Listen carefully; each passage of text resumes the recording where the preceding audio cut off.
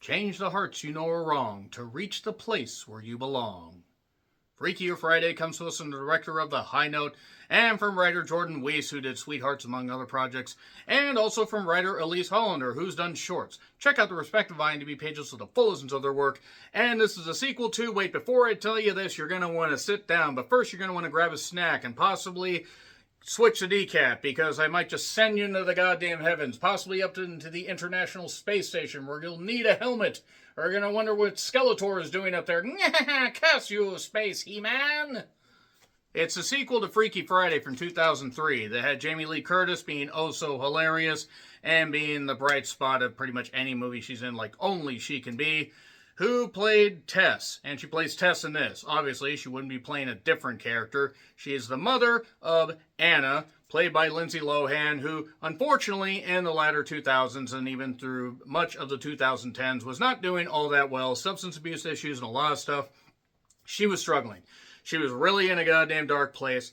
It was going to be a miracle if she was going to see the age of 40. She's coming up on the age of 40. She's clean. She's been clean for a number of years. She's come out better on the other side. I'm so fucking thrilled for Lindsay Lohan. This was, well, the 2003 one, rather, was when Lindsay Lohan was on the rise, and then would do Herbie Fully Loaded and that kind of stuff. Had done The Parent Trap a few years before. But it was a family-friendly comedy with some slapstick and some hilarity, where the mother and daughter switched sides, they switched bodies and everything, and had to figure out how to solve this mystery, get back into their bodies before their lives were history. Freaky Friday tales, woohoo! So Freakier Friday is set 22 years after that film, but this time, Tess is a grandmother to Anna's grandkids. Obviously, what the fuck else would she be a grandma to?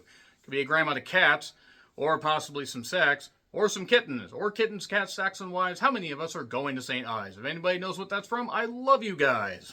But Anna has a daughter, Harper, played by Julia Butters, who was in Once Upon a Time in Hollywood. I just forgot about her role in that. And in the opening, we see that Anna meets a guy named Eric, who is played by Manny Jacinto. And basically, he has a daughter, Lily, played by Sophia Hammonds. And, well, they're from the UK, and they're living in LA, and everything's going good. We see this in the intro, and it's going to be pretty obvious where this film is going, because if you saw Freaky Friday, and you saw two people swap, well, you get to see the same thing, plus two. Is that a spoiler? I really don't care necessarily, because this film doesn't really require a massive spoiler section. I will just say, though, if you like the first Freaky Friday, or the 2003 one, because there were other versions before that, maybe you'll like this one. This was originally supposed to be a Disney Plus exclusive, but when Lindsay signed on, she wanted to make sure that it got a theatrical release, which kind of makes sense. Okay, the movie cost $42 million, which is way up from the $20 million that the 2003 one cost, but adjusting for inflation, they'd be about the same. And the first one, or the 2003 one, that is, I really need to start saying that, made like $160 million worldwide, so it was a pretty big hit. And it took a while to make a sequel, which you kind of can understand given Lindsay Lohan's issues, and also where you're going to progress the story. Mark Harmon returns as Ryan, yes, Gibbs himself, in his first non-NCIS project in 13 years. And you also have Chad Michael Murray, you have Christina Vidal, you have Haley Hudson, and also, much like I said in my Weapons review, because there was one actress in that, one actress in this to tie those universes together. Jane Diane Raphael, who, yeah, I mean, she seems bright and funny and is pretty goddamn attractive, and I need to check out more of her stand-up. So, yeah, basically, it is just a Disney Plus exclusive shoved into theaters. Now, it will probably end up making some money. I would imagine this will be a sizable hit. I don't know if it's going to make $160 million, but given the fan base that the first one had, it could end up being successful. But I will say that as far as being compared to the first one, this is like the 2003 film if it's the same several major head injuries. The comedy doesn't really work because of the massive swapping of bodies. We don't really get a lot of focus. There's not really a lot of new ground to cover. Yeah, the nostalgia can carry you a bit, but it's not going to carry you very far. It might carry you to the 20-yard line from the fucking end zone. And I'm not talking going 8 yards. I'm talking literally from going like the goddamn end zone and having to work 100 yards forward. Takes you maybe to the 20-yard line before it spirals out showers its leg like Joe Theismann, getting way too deep into the football references, and that's all you're going to get. Jamie Lee Curtis is funny, and yes, it tries to have a sweet message to it, but it doesn't really end up having much of a message that wasn't done better in the 2003 version. And also the way they swap bodies is actually kind of dog shit. Nothing necessarily against the actress. It's just, the character that is this palm reader, but it doesn't have the fun of, like, the Chinese restaurant where the fortune cookie thing was done. That was cool. None of the inventive stuff is done here. And that's pretty much all I have to say. So I'm going to get into spoilers. In theaters, if you want to check it out. Mild spoilers. 3, 2, 1, and spoilers. I say mild because I'm going to spoil a few things. But basically, Lily lost her mother. Anna's a single mother, so obviously the father's not in the picture. You would have thought Jake might have been the goddamn father, but maybe it didn't end up working out. And, Jake shows up a little bit later. There's ties to what Jake, felt about Tess. Which, look, Jamie Lee Curtis is still a very, very cool person, but whatever floats your fucking boat, I don't care. And there's also a character named Ella A.A. that's a singer, and also does fashion. She's a bit of a fashionista, or displays some outfits. And Lily just so happens to be a fashion designer and is very, very good at her fashion design because she's British and because her and Harper don't get along. Gee, I wonder who's going to end up switching bodies. Basically what ends up happening is during this palm reading, we get Anna switching with her daughter, and we get Tess switching with Lily. Because the idea is the Brits wanted to move back to London. That was what Anna wanted to do, and Tess was worried that she wasn't going to get to see her family. So now they have to work all this stuff out. Lily lost her mother, so there's the question about that. And then it just ends up becoming a total misfire. It is just not very fucking good. The opening line of this is from that palm reader, who basically is like, you have to end up finding common ground and everything and changing how people are viewing this and viewing this change in your life and come to some common ground, essentially, kind of, maybe. If I explain that badly, I really don't fucking care. But then we end up just basically seeing bad comedy, a lot of age jokes, which worked in 2003, and it's not that they're mean-spirited here, but they just feel flat. There's also a food fight scene early on, before everybody swaps bodies. It just feels very Disney-fied, like it's just, this is like from a Disney Plus original, like a series, like it's just something weird that happens. It doesn't really seem like a movie that cost $42 million, even though there's a cool Mustang. Not Mustang Sally.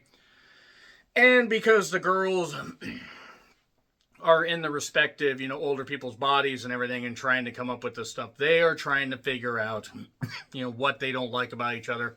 They're going to try to sabotage Eric and Anna's wedding, but due to immigration stuff, because he's British, they're trying to do this. There's some nice sweet moments where he describes like certain things that she likes, and she's worried she's going to push her daughter away, even though she's a great mother. There's also Spice Up Your Life by the Spice Girls. It plays like twice.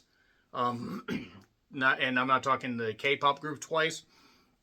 And there's also a record, there's a record store scene where Jake, Tess, Jake and Anna, and it's a mess. It's an absolute fucking mess. And if it sounds like I'm skipping over quite a bit of this, it's because none of this movie really fucking ends up mattering. It is like chewing gum that you find in baseball cards, but not even that, not even with that much flavor. Like, you'll run out of flavor in the first 10 minutes. Ella also loves the band Pink Slip and wants to perform one of the songs, and she thinks one of the songs is about Jake. It turns out that this one song is actually about Harper, because Harper changed her life and stuff like that, and changed her life for the better, even though she wishes she could perform in Pink Slip, the band from before, because again, we're going to hammer nostalgia home. We're not really getting anything more than hollow nostalgia. Oh yes, and also Mr. Bates is there, the teacher that was upset that Tess turned him down, and that Anna, and he took it out on Anna, and now he's taking it out on Harper and everything because the school invested the retirements in crypto. Good job there. That's a fun little shot at crypto because it's bullshit. And in trying to basically break up this wedding, they realize it's a bad idea to break up the wedding. Also, Ella wants to do a concert, and she wanted to perform one of the songs, a song that was dedicated to Harper. And eventually, they end up kind of trying to recreate the scene where, you know, there was a guitar scene where it's like, okay, they had to make it look like, you know, like Jamie Lee Curtis was able to jam out on the guitar, and Lindsay was able to, or vice versa, whatever the fuck. Just, they were able to basically jam out on the guitar and do that mother-daughter bonding thing, and that's what basically got them to switch back. And in this, they go to the concert. Eric isn't sure about the wedding. Maybe it's not going to work out because he has to put his daughter first. And Anna basically in Harper's body tells Harper and Anna's body, no, I dedicated this to you, this song and everything. And now Harper doesn't know how to play the goddamn guitar, but she knows how to surf. There's a surfing scene earlier on, and Lily, being the fashion designer, is shocked to see that Ella is wearing one of her designs. And we get a lot of talk about breakups in this whole damn thing. And we see, you know, mother-daughter swapped, but out on the same stage playing the song. It's all great and everything and all emotional. She's going to marry Eric. And then we get some outtakes. And that's it. That's it for Freakier Friday. If I skipped over some finer details, none of it really fucking matters. Mark Harmon, they could have not had Mark Harmon in this because there was a pickleball scene earlier and it wouldn't have fucking mattered. Like, he just looked like he was totally fucking checked up. But then again, the guy's like about 800 years old. Yeah, that's Freakier Friday. The 4 people swap back, and there you go. I'm sure everybody had fun making it, and I hope they did. But it just, I'm sorry, this gets an F. It's just so bland and unconvincing and just not very good. So that's it. I put a Letterboxd review up if you want. So let me know your thoughts in the comments. Like, share, subscribe, Twitter, Letterboxd, Blue Sky handles in the description. I'm John Ritland. Until we freak again, happy trails to you.